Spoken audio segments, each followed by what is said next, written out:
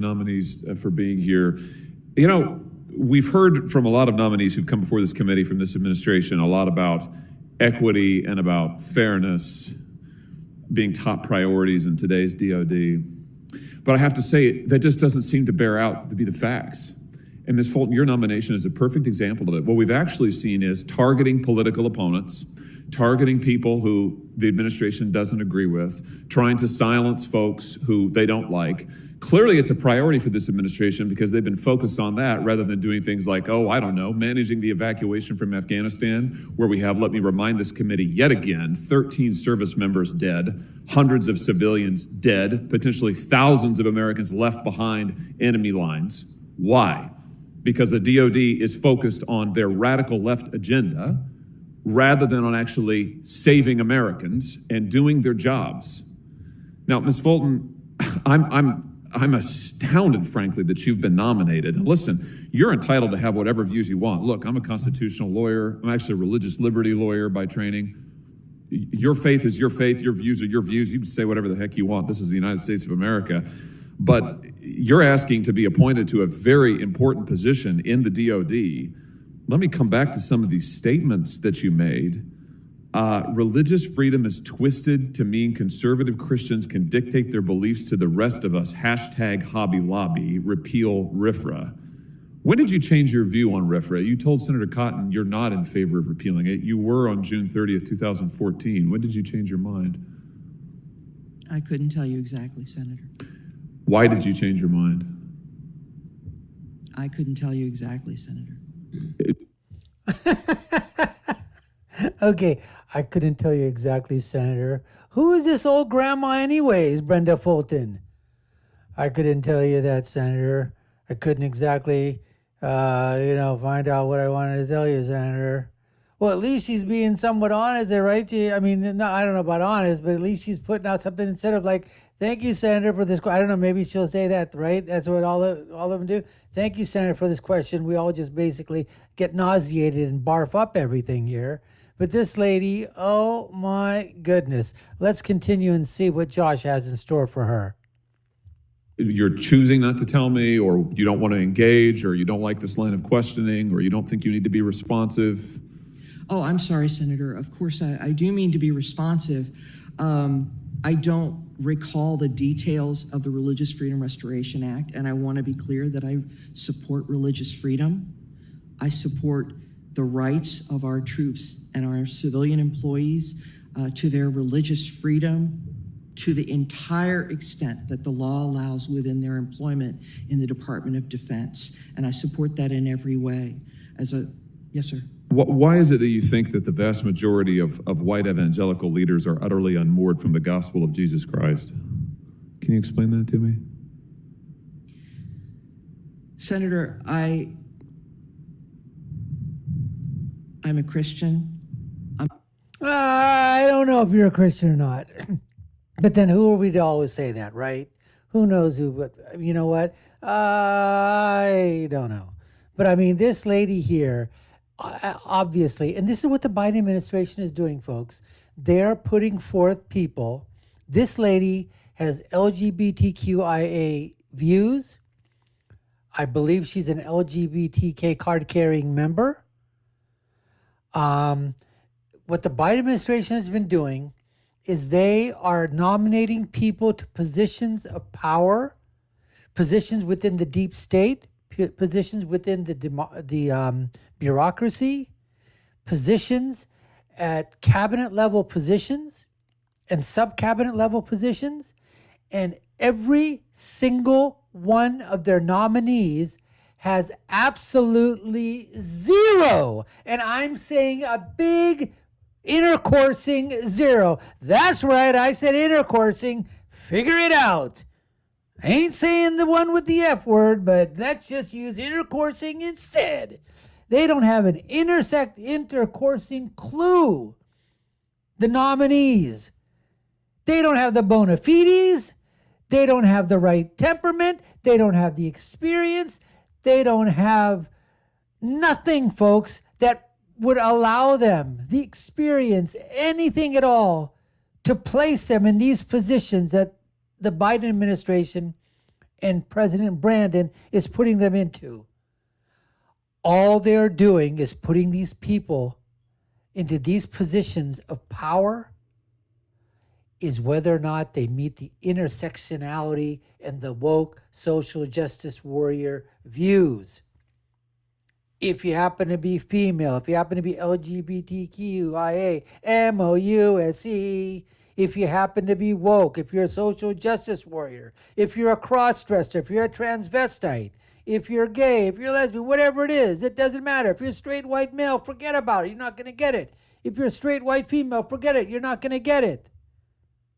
But if you happen to be a minority, oppressed class, marginalized on that intersectionality totem pole, oh, whether you've got the experience, you've got the credibility, you've got the background, you've got anything, doesn't matter. Oh, you know what?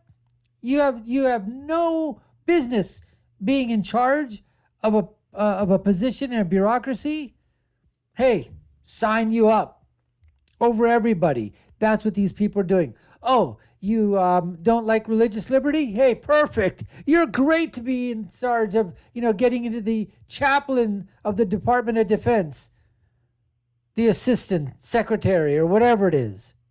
I mean, it's unbelievable, folks. Let's continue. I'm a follower of Jesus Christ. I have had differences of opinion from people who don't believe in full equality for all. But I will say it is wrong. It was wrong for me in that moment, and I believe it is always wrong to tarnish an entire group of people with the beliefs or actions of one or a few. And for that, I apologize. You said that if getting a Supreme Court judge who'd outlaw abortion makes all of this worth it to you, referring to evangelicals, your religion has nothing to do with Jesus. You also say 86% of those who consider themselves white evangelicals support Trump. So which part of it disqualifies these people as Christians? Is it that they are opposed to abortion, or they supported Trump, or both? Help me understand your thinking. I'm so sorry, Senator. Could you read that again? I'm sorry. On September 4th, you said, 2017, 86% of those who consider themselves white evangelicals support Trump.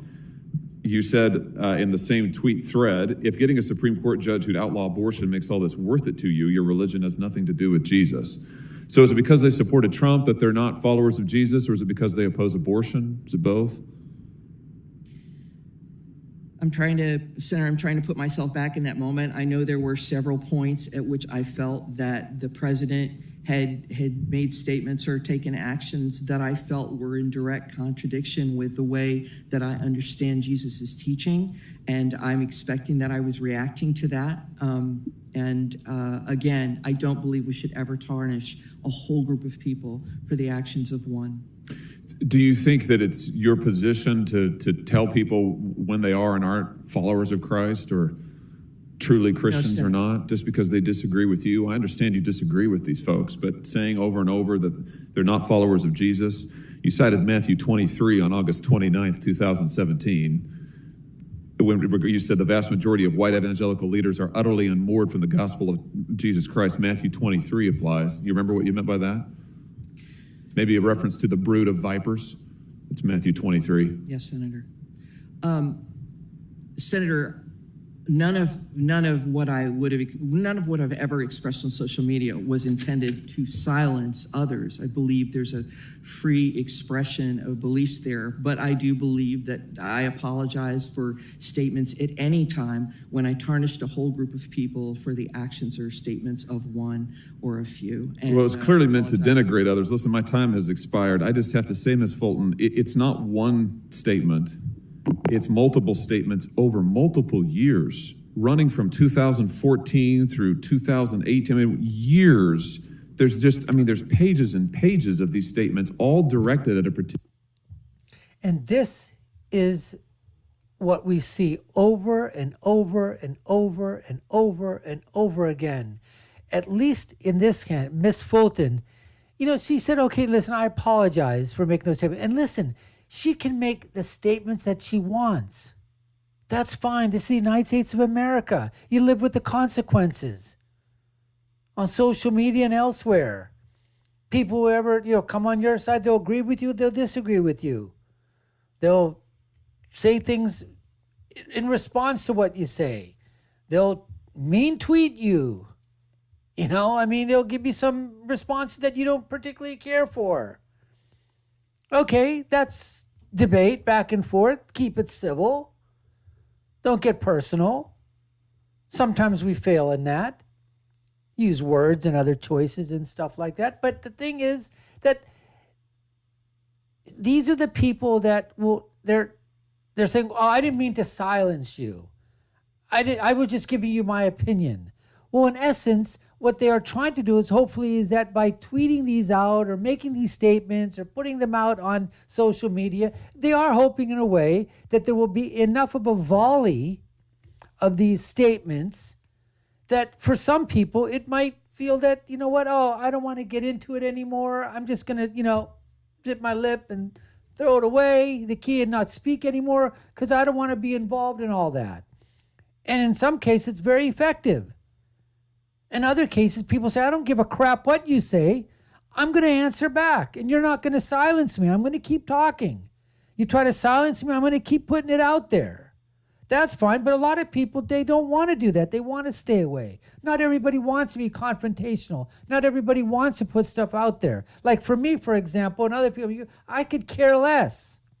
I could care less what people think about me. You want to put stuff down? You want to reply to this, you want to put in the comments, you think that I'm absolutely crazy, that I'm an idiot, I'm a moron, I'm this, I'm that, I could care less. It doesn't bother me one intercoursing bit because I know what I believe in. I know what the people that I want to be associated with believe in. We're conservatives. We love this country.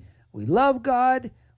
We want to be able to do whatever it is that we want to do, okay, and get the government the heck out of our lives, other than for the things that government is there for. And that could be a whole nother, show, folks. Anyways, I love these videos when we get a chance to see our senators, the people that we've elected, our congressmen, the ones that are basically conservative, America first, pro-Trump, and they start grilling and questioning these people, either they're witnesses or nominees or whatever, and at least hopefully give us a sense of where these people, what they really think, what they've really written, what they've really said, what they've really done. Bring that to the surface. Let us know who these people really are, and let the people tell us who they really are. We know we can figure that out for ourselves. Anyways, appreciate you taking the time to watch. You've been watching the Dr. Nasir Shaikh Show. I've been your guest host today. My name is Dr. Nasir. If you haven't already done so, subscribe to the channel. Hit that notification bell, like, share, and follow us. Comment down below. Let us know what you think. All right? Well, I'm going to leave you with my final thought as I always do, which is when you're right, you're right. And when you're left, you're wrong. We'll see you again next time, folks. Take care and stay safe.